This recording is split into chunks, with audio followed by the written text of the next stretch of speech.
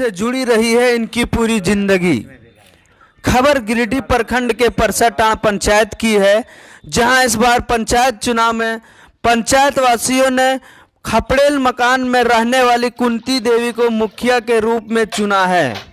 कुंती देवी के पति विनोद वर्मा ने कहा कि हम लगातार 30 वर्षों से जनता के बीच में रहते आ रहे हैं, पंचायत वासियों की सेवा करते आ रहे हैं, जिसका फल आज पंचायत वासियों ने मुझे दुआ आशीर्वाद देकर मुखिया बनाया।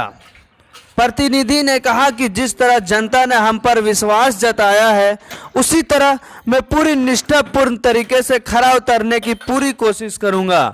आज हम लोग हैं गिरिडीह प्रखंड के परसाटांड़ पंचायत में, जहां कुंती देवी निर्वाचित होके अपने पंचायत में सेवा करने के लिए आई हुए हैं। आज उसी के घर पर हैं। आप देख सकेंगे पीछे जो ये उनके आवास है, जो कच्चा मकान खपड़ेल मकान है। इसके जो प्रतिनिधि पति है वो विनोद वर्मा जी, जो लगातार 30 वर्षों से जनता की सेवा में लगे हुए हैं। और जहां तक कि हम लोग के बीच में आया है जानकारी कि ये सेवा करने का फल इस बार जनता ने दिया है। एक ऐसे व्यक्ति को प्रतिनिधित्व करने का मौका दिया है जो ज़मीन से जुड़ा हुआ है। आप खुद इस चीज़ को देख रहे होंगे, हमारे पीछे जो इनके आवास है वो बिल्कुल एक कच्चा मकान है, खपड़ेल मकान है। वो इस आवास में रहते हैं।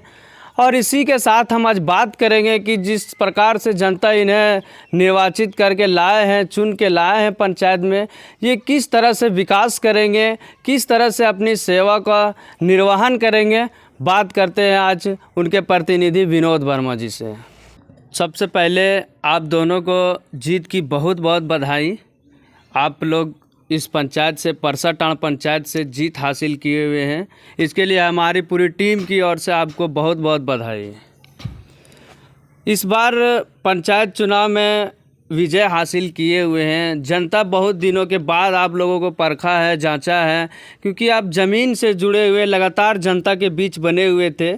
इसको देख के इस बार आपको जीत हासिल करने का मौका दिया है, जीत के लाई है पंचायत में। आपको पंचायत वासियों के लिए आपका क्या मुद्दा रहेगा?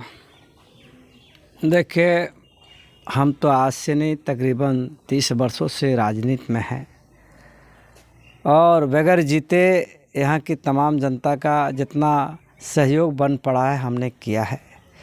ट्रांसफार्मर जन जाने के बाद हमने यहाँ पर ट्रांसफार्मर लगाया है, बिजली का पोल दिया, तार बदली करवाया और छोटी छोटी जो समस्या है पंचायत में, कहीं झगड़ा झंझट हो, उस समस्या का निदान कराना और तमाम जगह जा कर के लोगों को कन्वाइसिंग करना, ये हमारा सबसे पहला मुद्दा रहा है।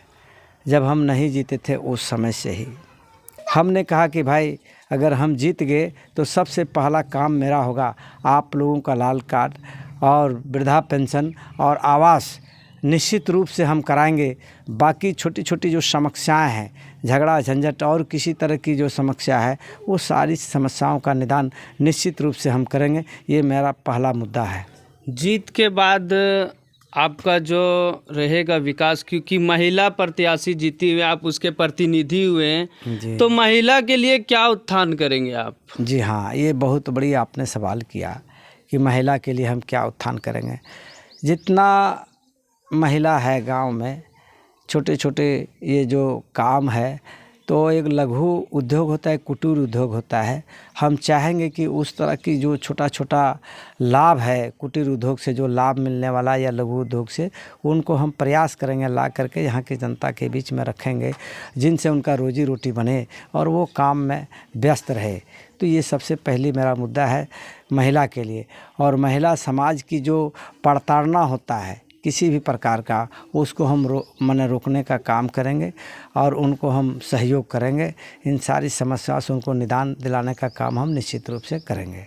अभी क्षेत्र में ज़्यादातर देखा जा रहा है कि शिक्षा व्यवस्था बहुत ही नीचे स्तर तक चल गई है, जो कि मान के चलिए कि जो हमारे सरकारी स्कूलों में जो पढ़ाई होती है वहाँ पे शिक्षकों की कमी है, या तो शिक्षक है तो बच्चों पर ध्यान नहीं दे पा रहे हैं, तो शिक्षा के स्तर को बढ़ावा नहीं मिल पा रहा। इस क्षेत्र में आप क्या कहेंगे? निश्चित रूप से आपने यह जो सवाल किया यह बहुत बड़ी सराहनीय है। सवाल है कि हमारे पंचायत में जितने भी स्कूल हैं, हम वहाँ जा कर के सर्वे करेंगे और देखेंगे कि भाई उस स्कूल में कितने शिक्षक और शिक्षिकाएं हैं, वो किस तरह से बच्चों को शिक्षा देते हैं।